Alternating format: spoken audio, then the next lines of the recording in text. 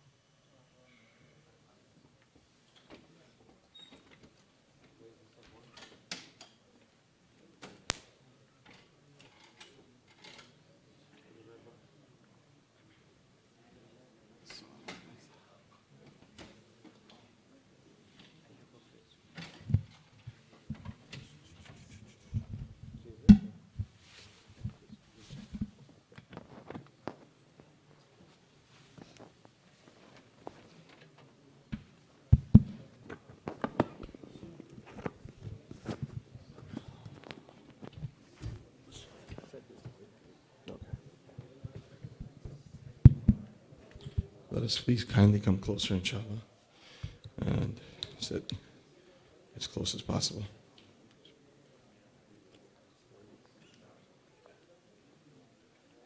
بسم الله الرحمن الرحيم الحمد لله وكفى والصلاة والسلام على رسول الله اللهم صل وسلم على سيدنا محمد وعلى آل سيدنا محمد وبارك وسلم رب اشرح لي صدري ويسر لي أمري واحلل عقدة من لساني يفقهوا قولي سبحانك لا علم لنا إلا ما علمتنا سبحانك لا علم لنا إلا ما علمتنا سبحانك لا علم لنا إلا ما علمتنا قال الله سبحانه وتعالى الله يجتبي إليه من يشاء ويهدي إليه من ينيب صدق الله العظيم. Respected elders and brothers, friends, mothers and sisters, Assalamu alaikum wa rahmatullahi wa barakatuh. Alhamdulillah, speaking to the Fajr audience is always the best group of individuals to be given a chance to speak with and to sit in the company, as was this recently just mentioned before as well. These are chosen people that Allah subhanahu wa ta'ala brings to His house early in the morning. These are the people who Nabi sallallahu alayhi wasallam said that you can give the glad tidings of paradise to those who walk towards the masjid in the hours of darkness. The ones who perform Salat al-Fajr with Jama'ah, they are the ones that are getting the reward of standing up in the night, the entire night, in Qiyamul Layl. And the one who prays Salat al-Fajr, he is in the insurance, in the dhimma, in the insurance and protection of Allah subhanahu wa ta'ala. So these are some of the blessings that you brothers are enjoying, and we pray to Allah Azza wa Jal that He makes us from those lucky individuals who are always being gifted this huge honor of being able to perform Salat al-Fajr in Jama'ah. Ameen. Dear friends, today we have a talk, and then inshallah followed by seems like a very nice breakfast out there for all of us here. Some food for the soul and some food for the body as well. And we're going to be covering just a few parts of a beautiful book called Beginning of Guidance. This is a book called Bidayat al-Hidayah, The Beginning of Guidance, written by Abu Hamid al-Ghazali rahimahullah, a very famous scholar that we have heard definitely his name, who was like about 1,000 years ago, and was born in a family in which he lost his father at a very young age, and his father had whatever money he had entrusted at a friend of his to take care of the education of his kids. And that was his desire, that his children should be educated in the matters of deen. So that's what his mother and his did. And that was his father's friend's desire as well, or rather how he executed his father's wish, and gave them the means of educating themselves in the matters of deen, him and his brother. And then Allah subhanahu wa ta'ala, within a short span of a few years, Allah Azza wa Jalla gave him a fame, name, honor in the Muslim world. And he was a lead lecturer in the Nizamiya College in Baghdad. Lead lecturer at a very young age. People from all over the world are coming and learning from him. And ulama are learning from him, hundreds and the thousands.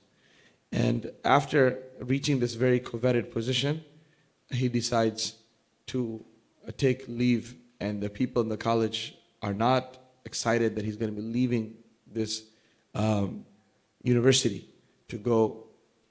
He says, I need to go work on myself. And they're saying, no, you can't. You stay here. So many of the students are benefiting from you.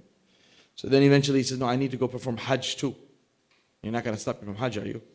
So he uses that as an excuse to go out for a journey in which he spends a lot of time in Syria, a lot of time in Palestine, more specifically Masjid al-Aqsa.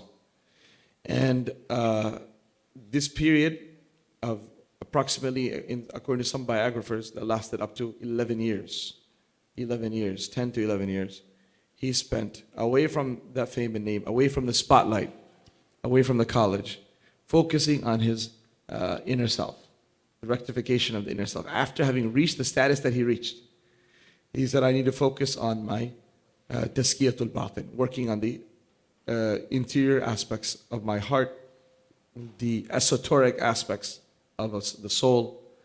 And he spent time in seclusion, he spent time away from the public eye, working on his own rectification. And after a full decade, he comes back to that same place, and he spends a few more years in that university, in which he ended up writing this book. Now, the very famous book called Revival of Islamic Sciences, or Ihya Ulumuddin. I'm sure we've all heard its name. A book that till now everyone benefits from, even scholars from all backgrounds benefit from. They write so much upon what he wrote. That book was written also while he was traveling. All these books, you see, were written when he was traveling. But this book here is one of the final books that he wrote before passing away. And in it, he's gathered together the gist and the cream of all of his knowledge. And it is a very practical book that if you listen to a talk and you say, you know what, I want to change my life. I want to change my life. I want to get close to Allah subhanahu wa ta'ala. Okay, where do you start from?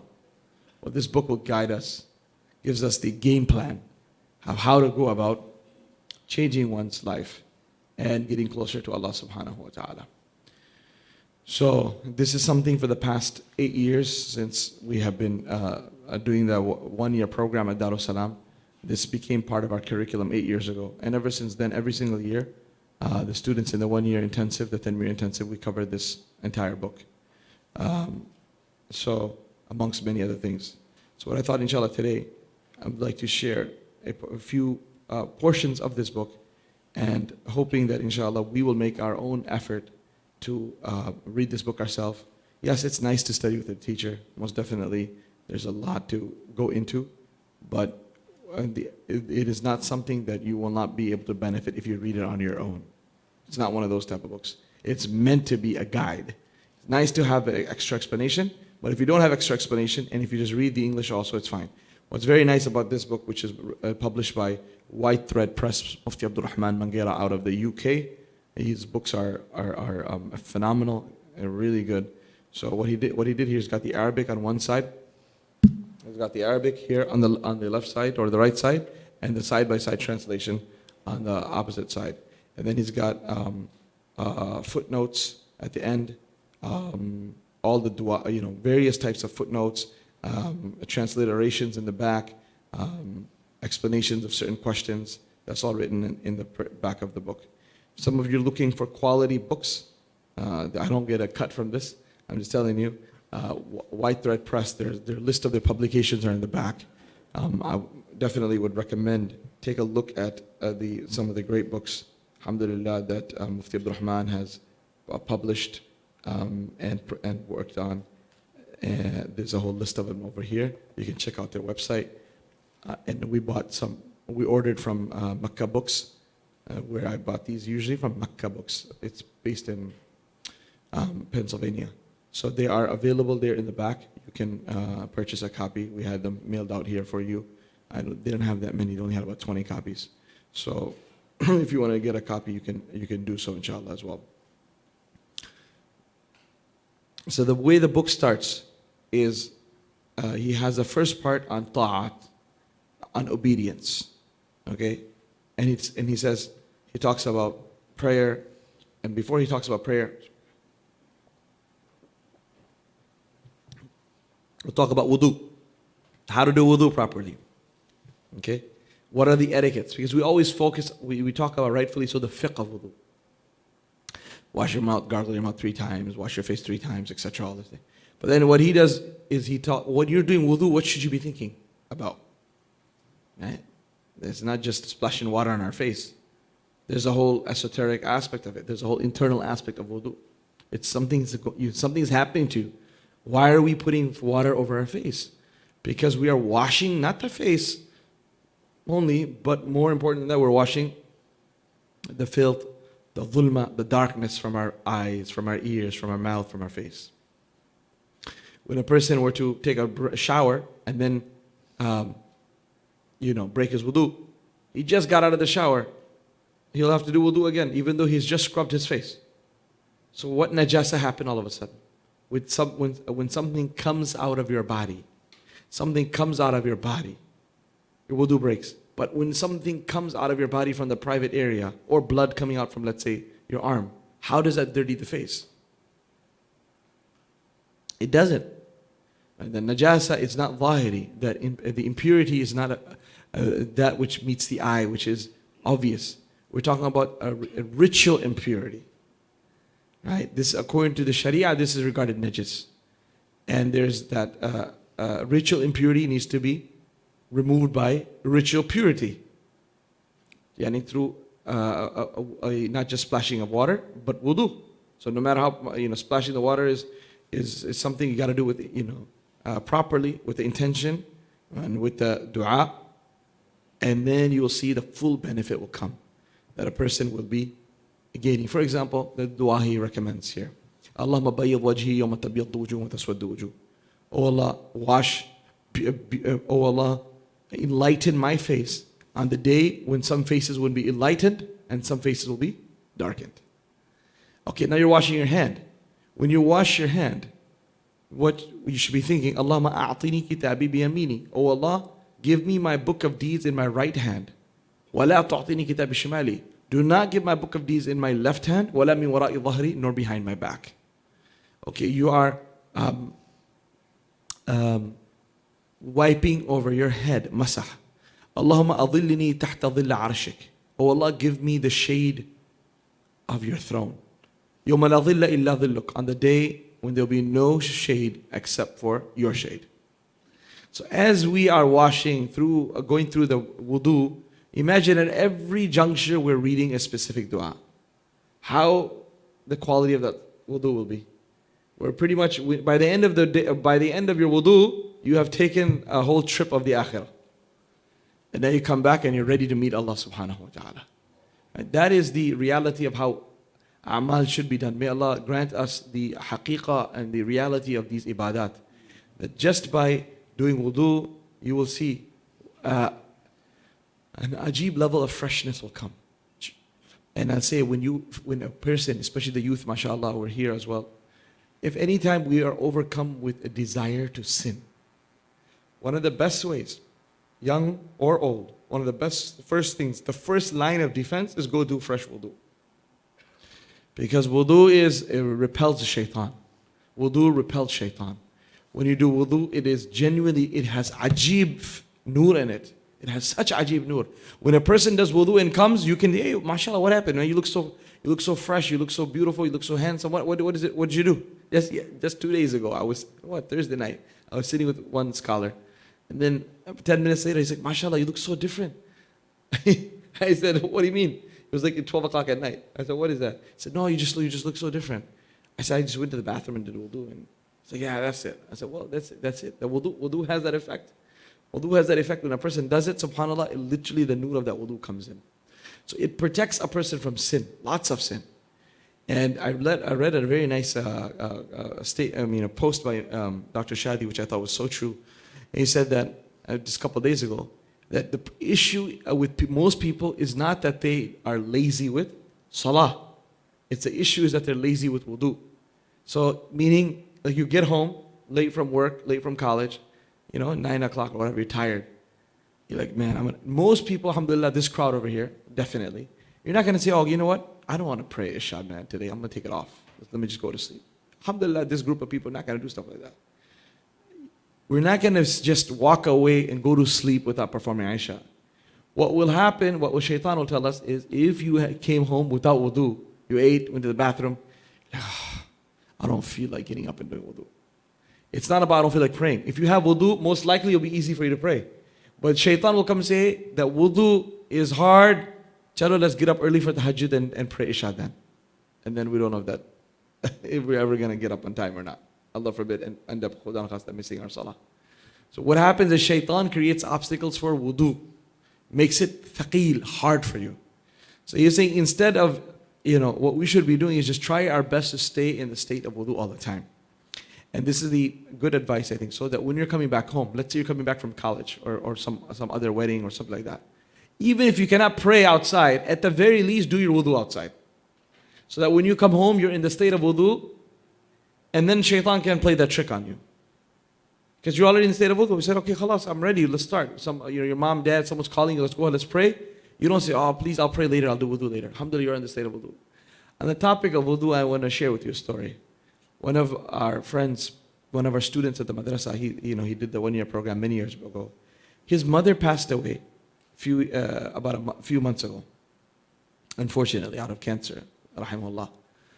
And so when I went to the funeral, this was the first time one of my students, parent has passed away right there in Chicago. So I went to the janazah, and the young college student, he was broken, lost his mom, and I gave him a big hug and made dua for him at the grave and everything, and it just came to my heart. I said, let me just make dua for this kid. What should I say? I said, Ya Allah. I said, may Allah subhanahu wa ta'ala allow you to see, or allow someone in your family to see the status of your mother in paradise, so that at least you feel content. She was a good lady, inshallah. So I just made this dua. End of story. He's telling me, he says, I don't know how I'm going to go to school. He says, my mom used to call me every day, multiple times, to ask if I eaten lunch. He's in college. Have I eaten lunch? Have I had my snack? How my classes are going? Like a moms always do. Calling multiple times to their sons, daughters to check on them. And he says, now I don't know how this is going to happen. How will I be able to function without my mom messaging me? So for all of us who are mothers alive, let us truly value our moms. Let's value our mothers. Let us not feel they are being nosy and they are always asking about us. This blessing, we will not realize what this blessing is until we lose it, unfortunately. So we ask Allah subhanahu wa ta'ala to allow us all to appreciate our parents and benefit from them and serve them and earn our paradise by serving them. Say Ameen. So just a week later, or a week or 2 weeks later, he calls me and he says, or he texts me and he says, that one of my cousins was quite deendar, religious, alhamdulillah. He said he had a dream. And in that dream, he saw my mother dressed in white and very, very happy. And it seemed she gave an impression that, alhamdulillah, her ruh was doing very good and that Allah Azza wa Jal had forgiven her and that she was in paradise. And in her dream, she was giving advice and asking us to remain calm and resolute and not to worry too much about her. So he said, when I saw this dream and we heard about it, we were so happy. We felt so content that Allah subhanahu wa ta'ala had been merciful on her. And alhamdulillah, that's what in dreams, when it comes to the dreams, we don't take our sharia from dreams. We do not start doing a new action or leave out an action because of a dream. Dreams are mubashirat. The purpose of dreams is to give us glad tidings. That comes in hadith. Right? Dreams are 1/46th of prophethood. It comes in hadith of Bukhari, 1/46th of prophethood. You heard this before? 1/46th of prophethood. What does that mean? Nabi alayhi salatu received revelation for about 23 years. 23 years as a prophet, from the age of 40 till 63. And in those 23 years, 6 months of it was dreams. Revelation did not come through Jibreel alayhi salam. The first 6 months came through dreams. So 6 months out of 23 years. One is how much? Is 1/46th. So this is what it is. 1/46th of prophethood was dreams. So Allah subhanahu wa ta'ala has kept this door open till the day of judgment for the believing. True believers, Allah subhanahu wa ta'ala uses dreams to send inspiration to them. So he said, we sat together as a family and we started thinking about what was it about our mother that Allah subhanahu wa ta'ala gave her this status. So they listed all the things. So he told me what we came to the conclusion, the thing that really stood out, the fact, many good things about her, but one thing that stood out about her was that whenever we would leave the house and we would go into the car, going to, family party, museum, zoo, store, shopping, whatnot. Sometimes many of the siblings would already be sitting in the car. Some of them are coming out. She would say, boys, girls, all of you, anyone who did not do wudu yet, go back in the house and do wudu. We're not going to leave the house until everyone is in the state of wudu. She said that's how she raised us. That she would never let us leave the home unless she would say, you don't know when the salah time will come. And you'll be on the road. And you may not have a place to do wudu. If you're in the state of wudu, at least you'll be able to pray wherever you are. So he said, this is the reason we thought that Allah subhanahu wa ta'ala gave her that honor. Subhanallah. And this is some advice for all of us as well. That just remaining in the state of wudu. So he discusses that. Okay, wudu, and then bathroom.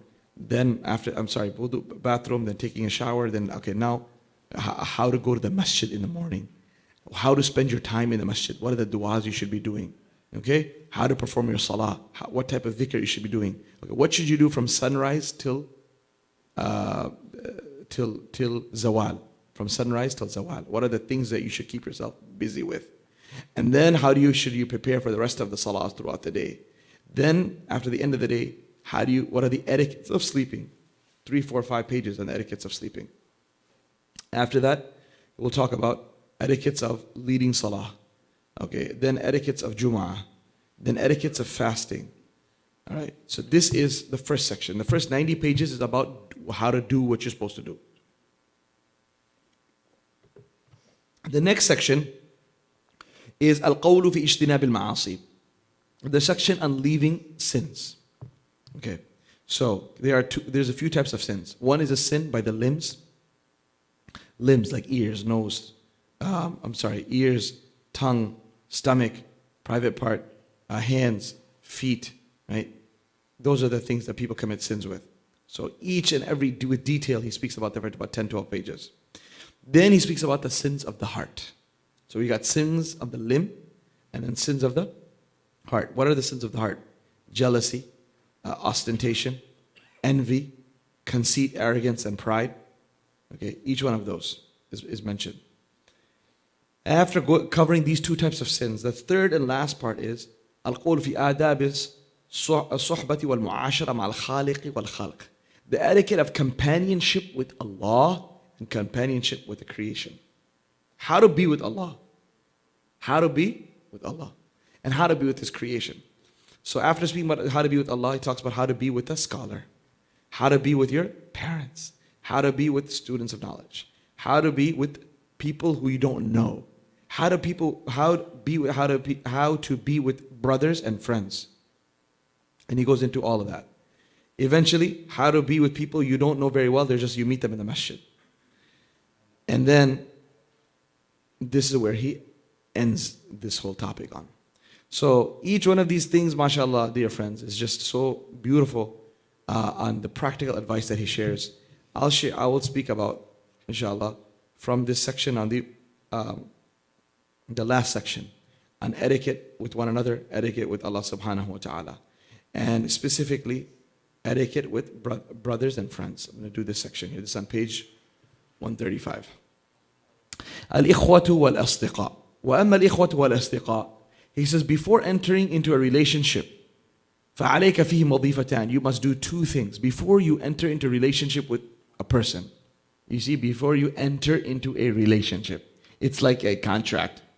Before you get started with your relationship with someone, make sure you check out a few things. Because usually we just randomly make friends. And we don't really think too much, as long as the interests are common, etc. He said you have to do a lot more before you just randomly choose someone as your friend. Number one, أحدهما أن تطلب أولا شروط الصحبة والصداقة. He says the first thing is to check for the presence of the requisite qualities of companionship and friendship. Do they really have what it takes to be a good sahib, a good friend, a good companion? فَلَا تُؤَاخِي إِلَّا مَنْ يَصْلُحُ لِلْأُخُوَةِ. So do not take a brother, the one who is not fit for brotherhood. Do not take as a brother the one who is not fit for brotherhood. قال رسول الله صلى الله عليه وسلم. The Prophet صلى الله عليه وسلم said, المرء على دين خليله. A person's religious life is only as good as that of his friend. فَلْيَنْظُرْ أَحَدُكُمْ مَنْ يُخَالِلْ. So let each one of you consider well whom he befriends. Let us take a moment and think about what you just heard. A person's religious life is as good as, only as good as his friends. That's real deep. You are not going, the ceiling you're going to hit at in your deen is going to be the level your friends are at. This is not just for the youth. This is not just for the youth. This is for all of us. What level of deen will you have? The level of deen that the people you hang out with and the people whose company you keep have. It's not possible that your best friend doesn't pray and you are, mashallah, praying, not only all the 5 times daily salah, but tahajjud and this and that. Not going to happen like that. If they are truly your friend, their actions will rub off onto you. Right? So keeping companionship is super important of people who are on the same page. My dear friends, my dear brothers here, elders, our Saturday nights, tonight, Saturday nights here, weekends are here. Who do we like to spend our time with? Right? Who do we like to keep a company with? This is the reality. Many brothers, they are doing so well in their deen. If only they can keep the crowd that they usually keep during Ramadan. In Ramadan, I see them right behind me. And then after Ramadan, disappear. Why? Because the people they're hanging out with don't come to the masjid regularly. They come only once a year or once in Ramadan.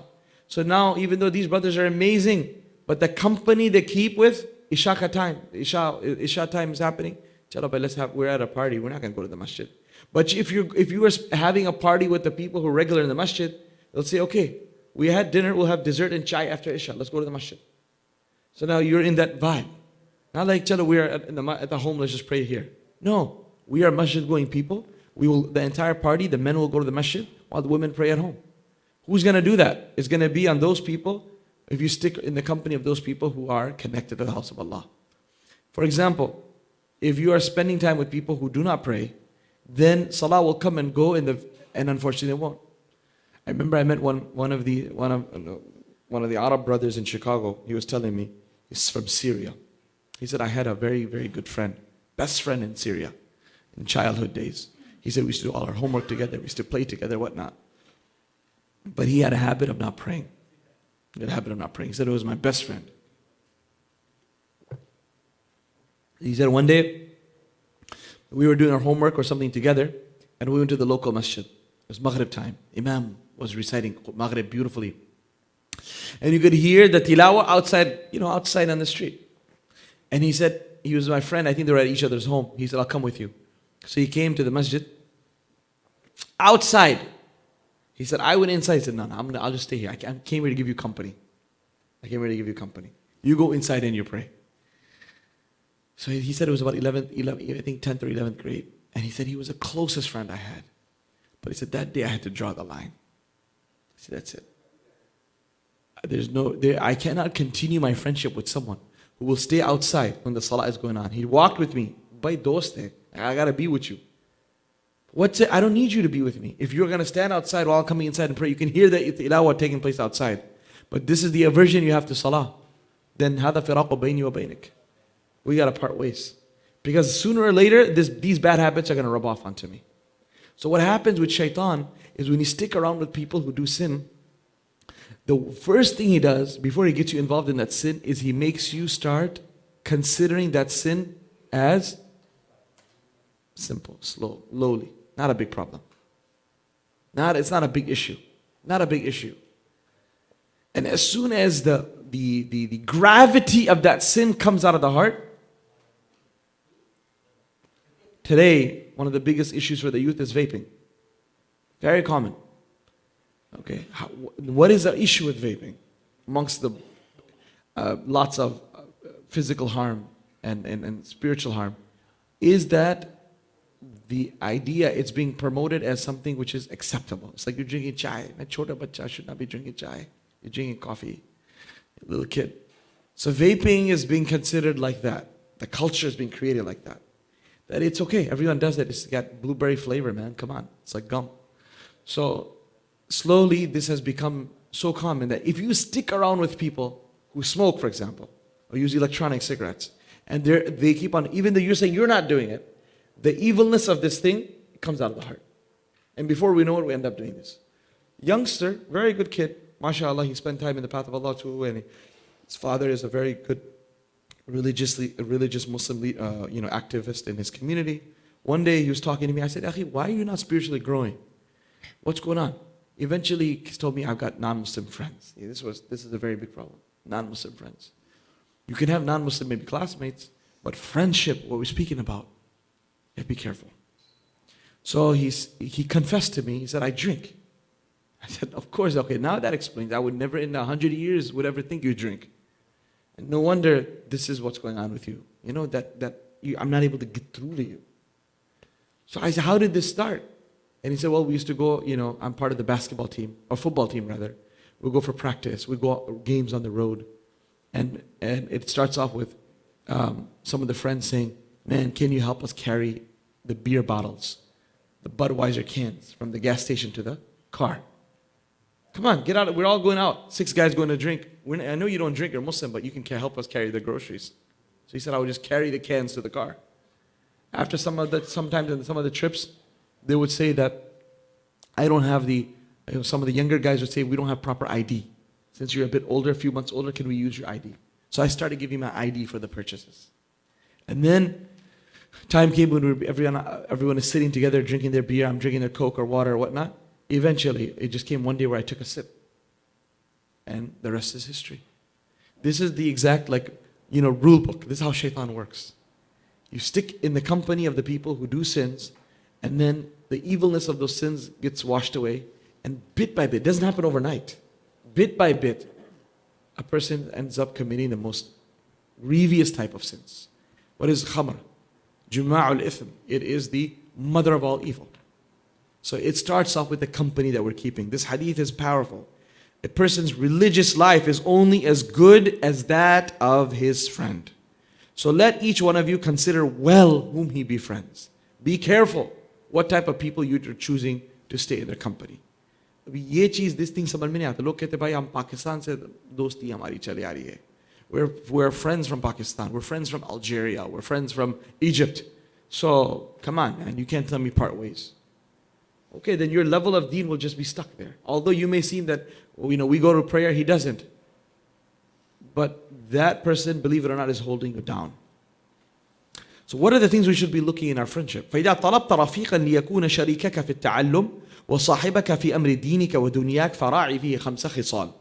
If you seek a companion to be your partner in learning, meaning a study partner, you want to come to the masjid programs, the tafsir dars together, you want to come to the Arabic class together, for example, or you want to do some math class together, and you want him to be your friend in the matters of your religious life and worldly life, then look for 5 qualities in him.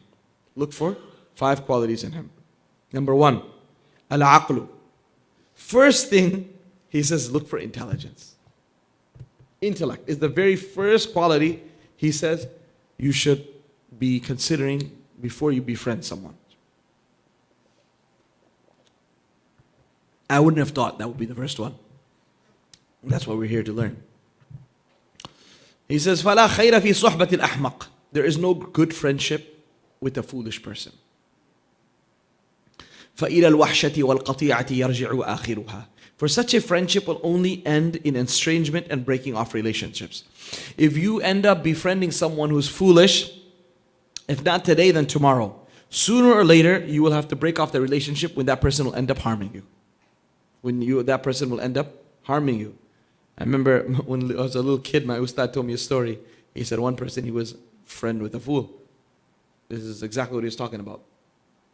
And that fool one day, they were sitting together, and all of a sudden, this guy who was sitting there, he saw a rock flung right at his face and hit him. Nose bleeding, black eye. Where did this come from? And look at his own friend, best friend. He's throwing this rock right in his face. He said, what are you doing? What in the world did you just do? You hurt me like this. His friend very innocently said, I saw there was a fly on your nose, and I was trying to get rid of the fly. Right? So, sorry. This is what an ahmaq will do. An ahmaq will be sitting next to you. He may be very sincere, but if he's ahmaq, if he's foolish, he will harm you, although he's thinking he's trying to benefit you. He will try to get rid of a fly with a stone, with a rock, and end up giving you a black eye and a bloody nose. All in the name of trying to shoo away a fly. Okay, so that's basically someone who's, think about it. I don't know if you all can spend a couple of seconds to think about foolish friends you've had in the past who literally you've gotten harmed because of their company. They're good people, but they blurted out something which they shouldn't have. They spoke at a time when they shouldn't have, right? They shared a secret of yours without unknowing and caused you so much distress because of that. So he says that's why make sure you choose a person who is intelligent. He said, وَقَدْ يَضُرُّكَ. He may harm you while intending to bring you benefit. وَقَدْ يَضُرُّكَ وَهُوَ يُرِيدُ يَنْفَعَكَ وَالْعَدُوُّ الْعَاقِلُ خَيْرٌ مِّنَ الصَّدِيقِ الْأَحْمَقِ. He says an intelligent enemy is sometimes better than a foolish friend. Why so? Because an intelligent enemy, you know how he's going to play his cards. He's an enemy. He's out to destroy you. But because he's intelligent, you can expect what his next step is going to be. But when there's a foolish friend, you have no idea what his next step is going to be. So instead of benefit, you can't even put your guard down. He's your friend, but you got to be more afraid of him because you don't know what he's going to do next. What is he going to say? What is he going to do? As for an enemy, he knows that he's going to harm me like this. The next move is going to be like this. Next move is going to be like this. Okay, I will try to keep myself, protected. قال علي رضي الله عنه. Ali رضي الله عنه said, he mentioned the poem. ولا تصحب أخ الجهل وإياك وإياه فكم من جاهل أردى حليما حين واخاه. He said, do not befriend an ignorant person. Let both you and him be aware. For how many an ignoramus has brought to ruin a gentle, forbearing man when he befriended him. He says, how many jahil people have ruined an intelligent person when he befriended him. يقاس المرء بالمرء إذا ما هو ماشاه. A person is measured by the company he keeps. A person is measured by the company he keeps. ولشيء من الشيء مقاييس وأشباه وللقلب على القلب دليل حين يلقاه. Like one pair of shoes placed next to another, everything is evaluated by comparison to its peer. How do you see shoes? You don't have a size 11 with a size 13. You don't have a Snickers with the slippers. Both shoes will be of the same type, same size. And that's why they're together. They're a pair of shoes. So when you have your pair, when you have someone who's your friend, he's definitely, the fact that you're with him or her, that means you both got the same size and same style. You can't say, no, don't look at me and him, we're different. If you're different, why are you spending time with one another? You think you're different, but you're not. The world will definitely judge you based on the people you connect with. A heart will reflect the reality of the heart it keeps company with. So we understand here the important aspect of staying in the company of pious people and befriending them. It's always better to befriend someone who is higher than us in the matters of deen. And in the matters of dunya, my dear brothers, my dear friends, stay in the company of people who have less than us. SubhanAllah, we have all beautiful little innocent kids. May Allah take care of our children. But, one of my sons, a young one, he was just a couple days ago, I think, is whining. What mom cooked, 5-year-old, no, I don't want this, I don't want to eat this, which we all have done sometime in our life. Mom prepared something, no, I don't want to eat this. And then they'll say something outlandish. Where are you going to get this thing that you're asking from, right? And I'm telling how we act. I had a small video and a picture of a child, a very sad story, but subhanAllah, a picture of this 2-year-old girl who got sick, and her dad walked in the freezing cold of Syria to the hospital. Right? You've seen that? About 4 miles he walked. When he arrived at the hospital, the doctors looked at the sick child, and I have a picture of it on my phone, subhanAllah, that was shared with me. And the doctor said, this child of yours has died over an hour ago. Over an hour ago. As he was bringing it, she froze. She died. And froze also and died whatever. And he had no idea. I thought she was sleeping. Right? And there's a picture of this. I mean, it breaks your heart seeing this beautiful, innocent girl, subhanAllah, passed out. So this is something to share. And he sat down and explained to the 5-year-old. He said, look at this. Look at what people are going through. What is the immediate response? Immediate response was, he took effect.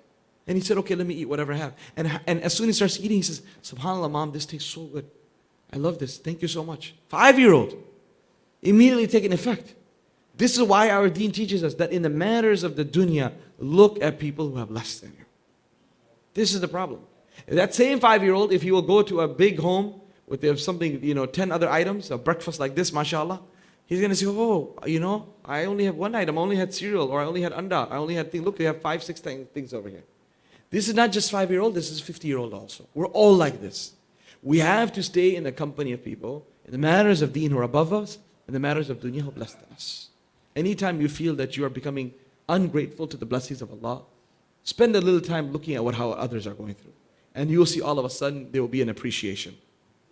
So what is the first attribute that we're supposed to have in a friend? What are we supposed to look at first? Intelligence. Jazakallah khair. Number 2, husnul khuluq. فَلَا تَصْحَبْ مَنْ سَاءَ خُلُقُهُ. Good character. Look for good character. Do not befriend with a bad person of bad character. وَهُوَ الَّذِي لَا. Who's bad character? وَهُوَ الَّذِي لَا يَمْلِكُ نَفْسَهُ عِنْدَ الْغَضَبِ وَالشَّهْوَةِ. He is someone who cannot restrain his anger or control his desire. You see someone who's driving with you, your friend, and he throws a fit of rage, road rage. Someone who goes into a fit of road rage while driving the car with you, you need to stay away from. That's what we're talking about. Because you know the reality of a person when he gets hit by rage. Otherwise, right now, 6, 7 a.m., mashallah, you're already tired. Like what you can't really know. We're all very subdued right now. Right, Abdullah? Very subdued. Right? Usually someone's cracking jokes. Look how quiet he's sitting, mashallah. So this is what happens. In the morning, you can't tell. But you gotta wait when someone pushes your buttons. That's the reality for me. Same thing. May Allah allow me and all of us to control ourselves when we are, when the buttons are pushed. That's who we really are. So if you are one of those people who say, man, there are people like that. There are very people they're great with their wives. But boy, something goes wrong at home, they just lose it. And the wives are like that too. They're completely fine. But when some small thing goes wrong, they lose it. That's very dangerous. Because anger is like a type of madness. Like when a person is majnoon, lost his mind, you don't know what he's going to do next. When a person is a fit of rage, shaitan is completely playing around with his mind. You don't know what he's going to do next. So you got to be you got to be wary of such people who cannot control themselves when they are in anger. And number 2, when they are hit with desire. When they have lust and they just end up losing their senses. وقد جمعه علقمة العطاردي رحمه الله في وصيته لابنه لما حضرته الوفاة. One of the great saints of the past, Alqamah al-Utaridi radiyallahu anhu, rahimahullah, he summarized the traits of good character in the advice he gave to his son when he was nearing his death. Father is nearing his death and is giving advice to his son. He said, Ya bunayya. He said, oh my dear son, إذا أردت أن تصحب إنسان. And this is a very powerful advice. Listen to this. He said, oh my son, if you wish to befriend someone, فاصحب من إذا خدمته صانك وإذا صحبته زانك وإن قعدت بك مؤونة مانك. Look how the rhyme in this statement. Take as your friend a person who, if you serve him, he protects and preserves you. If you serve your friend, he protects and preserves you. If you spend time with him, he beautifies you by his company. He beautifies you by his company. And if you are in financial need, he provides for you. Three things. First thing is that as you help him and serve him, he's got your back. He's willing to take a bullet for you. That's the type of friend you need. My grandfather's brother, rahimahullah, when I went to visit India when I was a little kid, when was this? Like 94, maybe 93 or something like that. We went to go visit India, and I met, my grandfather passed away before I was born, my mom's father. But I met my mom's uncle. And I still remember he said, Bacho, I'll give you some advice. I'll give you some advice. And he told us a story. He said there was a father who would always see his son is out and about, not at home. He's always busy. He said, ask him one day, Beta, where are you going? Every day you go somewhere. He said, Baba, I have a lot of friends, you know. Typical conversation of today. Typical conversation of today. I'm with my friends. So he said, these friends are good? He said, oh yeah, they're great guys. Great guys I hang out with. That they always keep him occupied. He doesn't even show up home. He's not even spending time with his parents because he's with friends. So one day his father said, Chalo, I want to come check out these friends of yours. Let's go. You ready to take me? He said, yeah, sure. So father and son go for a walk to the various houses of the neighborhood where these friends live. So he went to the first one. And the first kid, they're walking up and they go knock on the door. And he notices that the curtain is moved. His friend peeks. He sees, oh my God, my friend with his dad. The mom opens the door. Gee, beta kya chahiye? No, Ammi, auntie, I came to see, my friend. Oh, he's resting. He's not at home. He's resting. Okay. So he saw he was there, but he said, then he says, Baba, okay, first one is not there, apparently. Let's go to the next one. You go to the next one. That friend of his was driving a bike, motorcycle, right around the house. When he sees his friend is coming, and behind that, the father, he ran off. Right? He left. So then he said, okay, you're having bad luck, but inshallah, let's go 3. Let's go try the charm. Go to the third. When you go to the third one, the friend of his was coming out of the house. Right there. Oh, mashallah. My friend and his dad. He said, I just came to see you. He said, Akhi, I'm very sorry, man. Inshallah, later on, I'm in a rush. I got to get going. I really, really got something to go to. He left him. So the father told the son that, we've already been dawn 3, it's already getting late. How about I show you some of my friends? He says, okay. So he said, I don't have friends. I have a friend. That's it. One friend, not more than that. And he said, let's go see him. So the son says, okay, let's go see. He said, the son and father are going towards another house at the other end of town. And all of a sudden, the door barges open way before they arrive at the house. And a man comes running out towards them. In one hand, he has a sack. And in one hand, he has a sword. And he comes running and he says, my dear friend, what could have ever brought you towards my house? Here I have in my hand a bag of the wealth that I own to spend for your needs. And in the other hand is a sword to defend you with my life. What can I be of service? How can I be of service to you? So the father told this friend of his, no, Jazakallah khair, I really don't need any of this. I simply wanted to show my son what a friend is, because he obviously has not seen this in the world. So I wanted him to be introduced to someone called a friend. He is in this delusion that he has friends. In reality, he has none. This is the story that he had shared with us, to say that friends are very hard to find. But you have to know what you're looking for. Do not fall into this delusion that the people you hang out with are your friends. Because when push comes to shove, they'll be the first ones to run. And you'll be left alone. Today's youth, they think they're 100,000 or 50,000 or 5,000 likes on in what you call in their on their social media. They're all their friends. That's not friendship. And those are just people who are there. So this is what he's saying. 3 things. If you serve him, he protects you. If you spend time with him, he beautifies you by his company. Every time you spend time and sit with him, you are learning something. Okay, Nabi alayhi salatu wasalam, he said, what type of friendship you should have? He said, go on, who should be your friend? He said, Man dhakkarakum billahi ru'yatuhu. If you look at them, you remember Allah. If you look at them, you remember Allah. That's how you're a friend. When you look at your friend, you have to remember Allah ya Raja.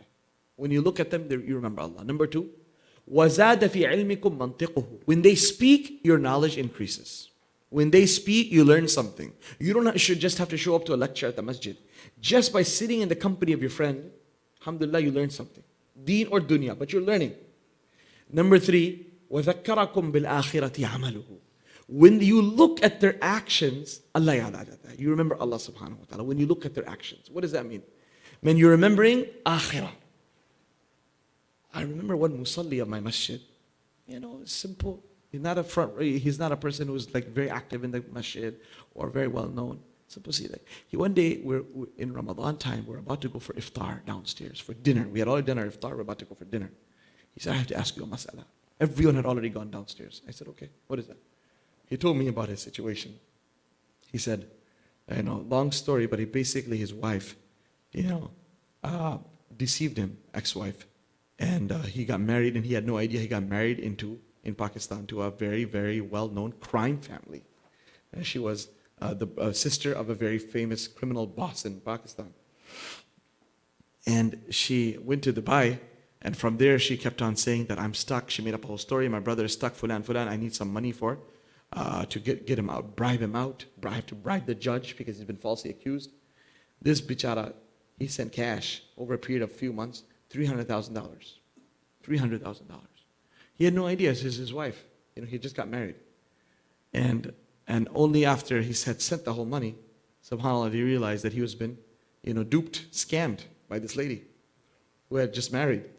And khalas, she was running away. And now, she's filing for divorce and this and that, all sorts of stuff. You know what he's asking me? He says the mahar was about $5,000. I just want to be clear. Should I still pay that $5,000 or can I deduct it from the $300,000? Nobody. I was just so taken back by the sincerity of this person. I'm like, man, if I was in this situation, what I would do. Wow. And I get humbled when you meet people like this. And when you look at this, what are you being told? You're being told this man fears facing Allah on the Day of Judgment. Which other person would ever ask this question? He wants to meet Allah with a clear book of good, clear conscience. And that's the type of people we need to stick around with. That when you look at the way they do things, you say, this man is different.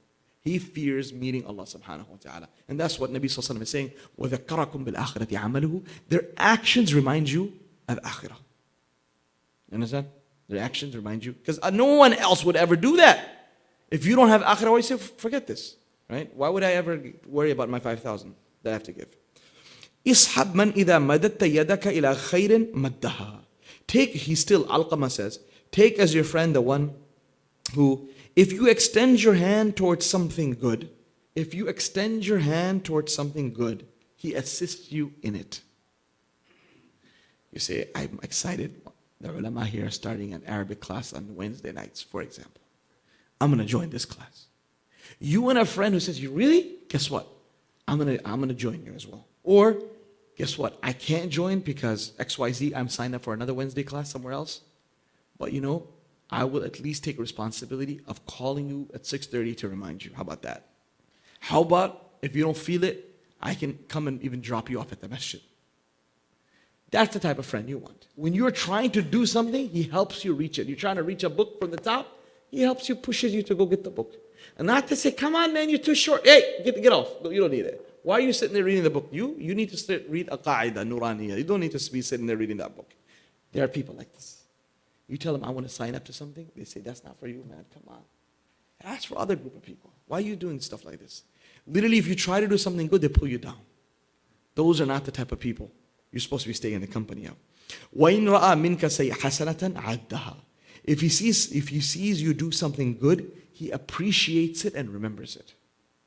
There are certain people, you may find in friends, that they don't remember your good deeds. They don't remember the good accomplishments that you have. Have you ever met those type of people? I've had experience of this. Of people who would sit and eat with me, would spend time with me. But I always notice that. Anytime I do anything good, forget about appreciation. There would be not even a simple, that was a huge accomplishment. That's a huge improvement. You're doing better. Man, if we're as friends, we're working together. If you see something doing better, it'd be good to hear a few encouraging words. Never. And if there's ever a slip, hey, you remember last time you messed up? You remember last time you messed up? Continuously counting the mistakes you make, instead of trying to encourage you for the good that you have and covering up your faults. What they do, what you did in seclusion, they'll share your mistakes in public amongst a group of friends. Oh, this guy, man, you weren't here last week, what he did. That's not friendship, man. These people, they're parasites. They're living off of you for some reason. But you should not be spending more time with them. وَإِنْ رَأَى مِنْكَ حَسَنَةً. If he sees something good, he appreciates it. وَإِنْ رَأَى مِنْكَ سَيِّئَةً. And if he sees you doing something bad, he stops you from doing it. Really important. You tell some certain brothers, especially the youth, that can you please tell your friend to stop this sin? And they say, Sheikh, man, you can't tell your friends anything. Is that what they say? So you can't tell your friends to stop doing things. My dear friend, if you cannot tell your friend to stop doing something, then you're not his friend. Then you might as well stop making it feel like you are a sincere friend. Friendship is that where you can go tell the person the truth. They say, my dear brother, I love you for the sake of Allah. You are ruining your health. You're ruining your deen. You're ruining your dunya. Stop doing this. That's what you call friendship. If you feel that you cannot open your mouth and speak to him, then you're not his friend. And nor is he your friend. Ishab man idha qulta saddaqaka. Take as your friend the one who, if you say something, he believes you. If you say something, he believes you. وَإِذَا حَاوَلْتَ أَمْرًا أَمْرَكَ. When you attempt to do something, he accepts your leadership. He doesn't mind you being the driver. He doesn't always say, hey, you sit in the back.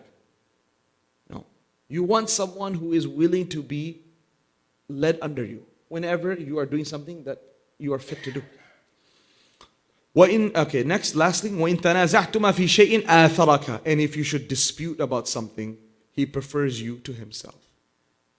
When you dispute about something, he prefers you to himself. This is the statements of Alqama al-Utaridi at his deathbed to his son.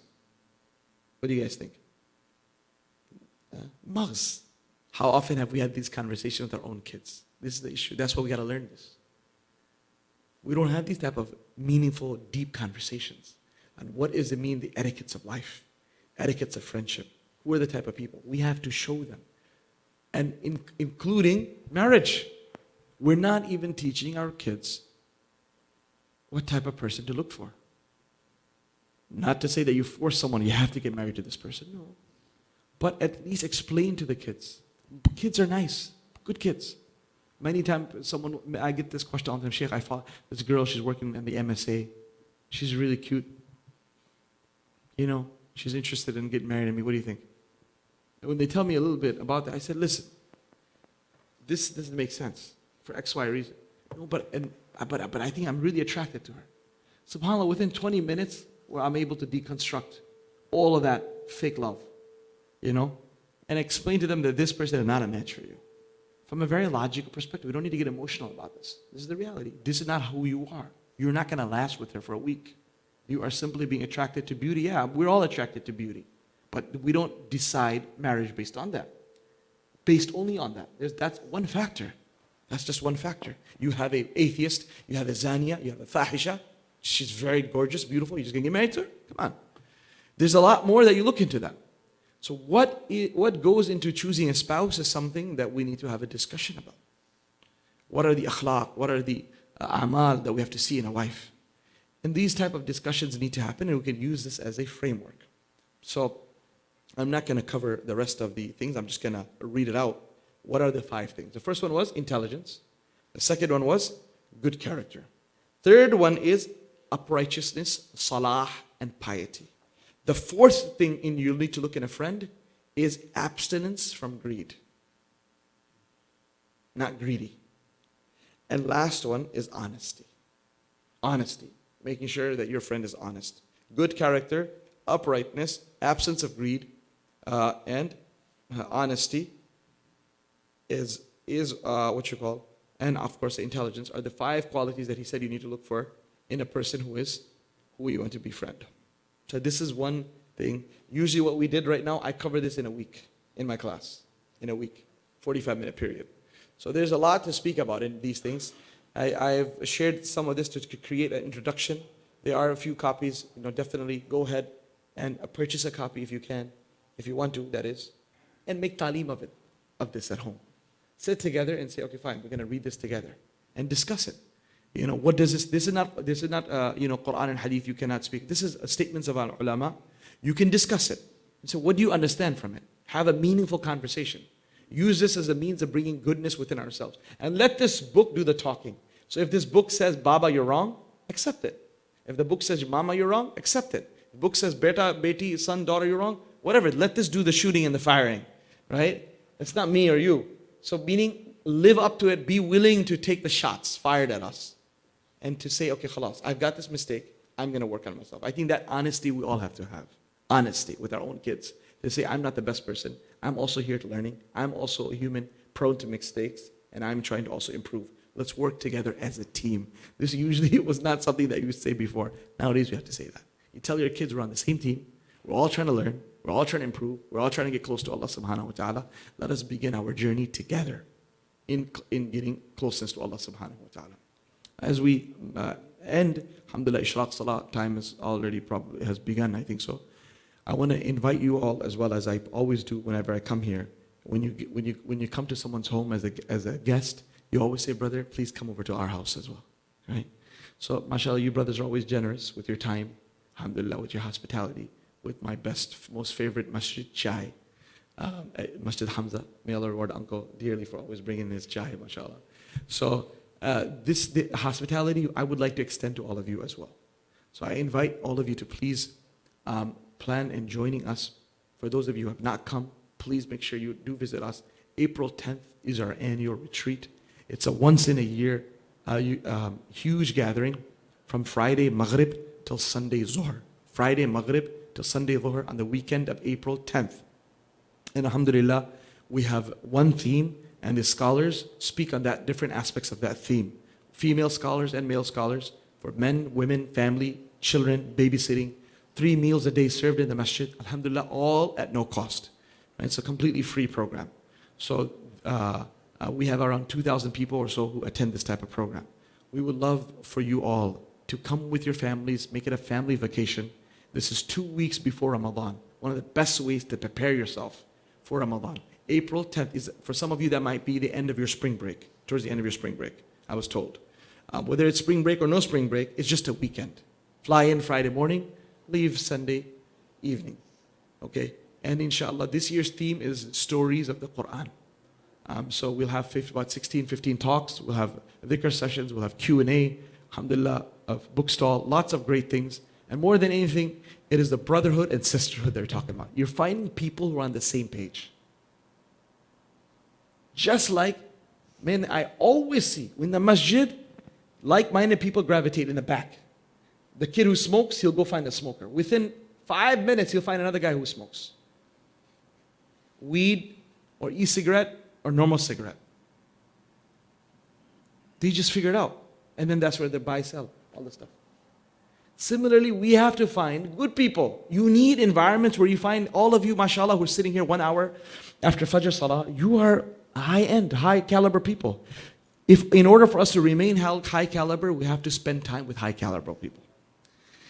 And those are the people, mashallah, who are dedicated their lives to the deen. Your sons need friends. Your daughters need friends. Your wives need friends. Youth need friends. We need to find like-minded people, and we create what we call like a subculture, a bubble. They say get out of the bubble. No, some bubbles you have to stay in it. The deeni bubble we have to stay in. Outside, go do your work, 8 to 5.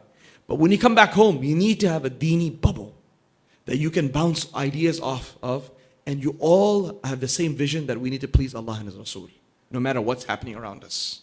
So these type of retreats bring those like-minded people from across the entire country. You can bounce off ideas. Sheikh, you know what, my daughter, I want to find a good spouse for her. I want my son to become an alim. I want my son to become a hafid. I want my son to become, he's falling into the wrong crowd. How do I get him out? People always say, what am I supposed to do? Every day, in every talk of mine, people say, please make dua for my son, my daughter, he's got this issue. I told him, don't give him bayan. Just bring him into the good environment. He has not gotten good exposure. Bringing them to good exposure, and inshallah, ta'ala, they will gravitate towards the right things. So I want you all, inshallah, to come join us this April 10th weekend. And you probably know that the seminary building we were constructing on for the past 19 months, we are trying to get the occupancy permit by April 10th, which is a very tough goal, but with Allah's grace and fadl and your dua and participation, inshallah, we hope to, inshallah, be able to open the beautiful seminary campus, hopefully that weekend, at least a portion of it. If not by April 10th, then by Ramadan. Second thing I want to invite the boys and girls of this community is to the summer intensive, which starts in June 22. June 22, the best way, wallahi, you will make dua, you will cry. You will cry out of happiness. Because all the boys who come, taqriban almost, you could say major amount of kids, boys, I'm not with girls, I don't even know what happens to the girls' side, how much they cry. I hear it from my sister. It's like ajib matam over there. When the program ends, the girls all are crying. But even the boys cry, to me. Just because they feel like that these 3 weeks or this 6 weeks has completely changed their entire life. That had they not come for those 3 weeks, they don't know if they would have remained a Muslim in college. That's what they tell me. So you can ask the youth from this community who have visited, alhamdulillah, how beneficial it was. So consider this summer attending with your sons and daughters for a 3-week program, which is the Deen Intensive, or the 6-week program, which is starts from June 22. Well before college starts, alhamdulillah, you'll have time off. MashaAllah, we had our winter program during Christmas holidays, and this was our second intensive. And Allah's fadl, we had 650 students come this year from 20 different states. And MashaAllah, the number of people from across the country is increasing. People are coming and benefiting. Inshallah, one day very soon, Allah Kareem, we're able to bring those programs directly to New York. At the moment, not, but whenever Allah wills, that will happen. At the moment, we want you to come and benefit, over there, inshallah. So I want to see a show of hands. Over the weekend, April 10th weekend, who intends to come for just that weekend? April 10th, raise your hand. High. Raise your hand high so others can see. Raise your hand high, akhi, mashallah. You're not doing anything. You're not, okay, you have 1 person, 2, 3, 4, 5, 6, 7, 8, 9. Mashallah, 10 in the back. Allah accept. Okay, and then the summer. Who intends, inshallah, high school, college, adults as well, working adults, consider 3 weeks or the 6 weeks? Raise your hand, inshallah. Who's considering that for this summer, for the June 22? Anyone here in this crowd? Not even intention?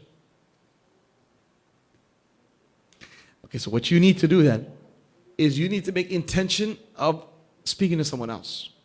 Can you do that? Speaking to someone, mashallah, there too, alhamdulillah. Okay, so these 3 uncles have raised their hand. You, mashallah, uncles there. Okay, so you need to and the youth, all right? You need to also make an attempt. Who's going to benefit from this? Your community will benefit. Your community will benefit. You go to these places, you'll see, if you can send a group of, let's say from Hamza, 15, 20 boys and girls. Wallahi al-azim, I tell you, guaranteed. When 15, 20 boys go and attend the program over 3 weeks and come back, this place will be different. You are already at this level, high. It'll go even higher. And you'll go even higher. And then you can establish a seminary over here. You can start with one on Kashif and other ulama here. Okay, khalas, 20 boys and girls came back motivated from the summer program. Now they want to attend classes twice a week. Well, now you got your guaranteed 20 students who will be attending Monday night, Wednesday night class here, for example. So this should be a collective effort of the masjid, that we try to send people over there. Just like we send people for Umrah, they get excited, come back, and they want to do good deeds. Similarly, when people leave the environment, go into Dini environment, alhamdulillah, they get inspired. Imagine you do 45 minutes of this every day. Right? That's going to have an effect, amongst many other things. I ask Allah subhanahu wa ta'ala to accept our khidmat and our services. Bismillah ar-Rahman ar-Rahim. Allahumma anta salam, salam wa barakatuh, ya dhal jalali wal ikram. Allahumma laka alhamdu kullu wa laka shukru kullu. Allahumma la nuhsi thanan alayk, anta kama athnayta ala nafsik. رب اغفر وارحم وتجاوز عما تعلم انك انت العزيز الاكرم. Ya Allah, Ya Allah, Ya Allah, we ask you to grant us the good that we have shared today. Allah, allow us to practice whatever good was shared. Allah, grant all of us righteous friendships. Allah, grant all of us righteous suhbah. Allah, save us all from evil suhbah. Save us all from evil company. Allah, grant our children righteous company. Grant our daughters and sons, granddaughters, grandsons, Allah, righteous company. Oh Allah, keep the deen strong in our families. Ya Allah, grant mahabbah and love between the spouses. Grant mahabbah and love between the siblings, between parents and children. Ya Allah, we ask you to protect our health, our wealth, our iman, our assets, our deen and our dunya. Allah, we ask you, Ya Allah, to have mercy on our elders, our parents and our teachers. Those who are alive, allow us to serve them. Those who passed away, allow us to become a sadaqah jariyah for them. Ya Allah, grant us shifa from all physical, emotional, spiritual and mental illnesses. Oh Allah, we ask you, Allah, to protect us from hasad, from ayn, oh Allah, from sihr and from all evil effects and attacks of shaitan and nafs. Oh Allah, we ask you to strengthen our yaqeen and conviction in your power. Strengthen our yaqeen in the Quran. Strengthen our mahabbah and love for Rasulullah sallallahu alaihi wasallam. Oh Allah, make it easy for every one of us to bring the sunnah of Rasulullah into our lives. Oh Allah, make our exterior beautiful and make our interior even better than our exterior. Oh Allah, allow us to spend time with you every night. Spend time with you every day in khalwa, in seclusion, in dua. Oh Allah, allow all of us to become passionate in our dua. Allow us to be able to ask of you the way we ought to ask from you. Oh Allah, allow us to build a personal relationship and connection with you. Oh Allah, grant us, Ya Allah, powerful salah, powerful dua. Grant us to be able to pray salah the way the Prophet ﷺ performed salah, externally and internally. Ya Allah, grant us the mahabbah and love of the Quran. Allow us to recite Quran profusely, abundantly, oh Allah, with beautiful tajweed, with beautiful concentration. Ya Allah, we ask you to grant us the ability to become all students of knowledge. Allow us to continue to study the deen and allow us to practice what we study. Ya Allah, grant us the akhlaq of Rasulullah sallallahu alaihi wasallam. Grant us the character of Rasulullah sallallahu alaihi wasallam. Allow us to control ourselves from the rage, a fit of rage of anger as well as shahwa and lust. Oh Allah, allow us to curb our desires of our nafs. Allow us to curb the desires of our nafs. Allow us to curb the desires of our nafs. Oh Allah, keep our hands, our feet, our minds, our ears, our hearts, our tongues, oh Allah, and all of our limbs free and pure and clean from sin, Ya Allah. Protect and cleanse our eyes from all forms of zina. Protect and cleanse our eyes from all forms of zina. Oh Allah, keep our hearts and our minds clean from all evil thoughts. Oh Allah, keep our minds and hearts clean from all evil wasawis. Oh Allah, do not test us with having, oh Allah, do not allow our iman to be shaken up after you've granted us iman. Oh Allah, preserve and protect our iman till the last breath. Oh Allah, grant us khatima, husn khatima, an la ilaha illallah Muhammad Rasulullah. Oh Allah, we ask you to accept the efforts of Masjid Hamza, the brothers and sisters here, all of the musallis, the patrons, the donors, the well-wishers, the founders of this place, the youth and the adults, oh Allah, and all those who had a share in bringing this program to this community. Oh Allah, reward them in full, fulfill their needs of their home. Oh Allah, all of those, Ya Allah, in this gathering, and all of those of this community, and the ummah at large. Oh Allah, who are going through any and all difficulty, Ya Allah, remove those difficulties. Oh Allah, those who are not married, allow them to find the best spouses. Those who are not married, allow them to find the best spouses. Those who are married, allow them to cultivate mahabbah and love between themselves and their spouses. Oh Allah, we ask you to save our marriages from divorce. Save our marriages from breaking apart. Oh Allah, we ask you to accept the efforts of Darus Salam teachers and the students and the staff and the donors, the patrons, the musallis, the well-wishers from across the globe. Oh Allah, all the efforts for the past 10, 15 years that have gone into it. Oh Allah, we ask you to put barakah and effect and qubuliyah in it. Allow it to become a means of guidance for millions of people throughout the globe. Oh Allah, also protect all our masajid, institutions and madaris from evil effects of shaitan, from disunity. Oh Allah, from being affected by the hasad and nadar, from being affected by the evil plotting of shaitan. Oh Allah, all the khair that Rasulullah had asked you of, grant us that khair.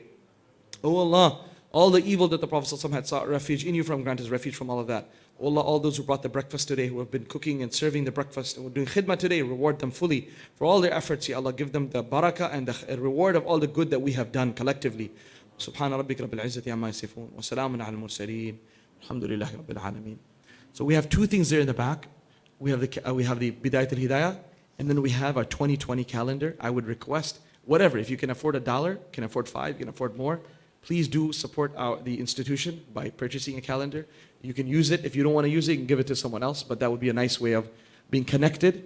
And all our Darus Salam programs, you can listen to them live stream from our YouTube channel. Just like Masjid Hamza has the YouTube channel, we have the Masjid DS YouTube channel, and all our programs are enlisted in the calendar, so you can follow up from beforehand. You know exactly when we'll be having a program. Jazakumullah khairah. Assalamu alaikum wa rahmatullahi wa barakatuh.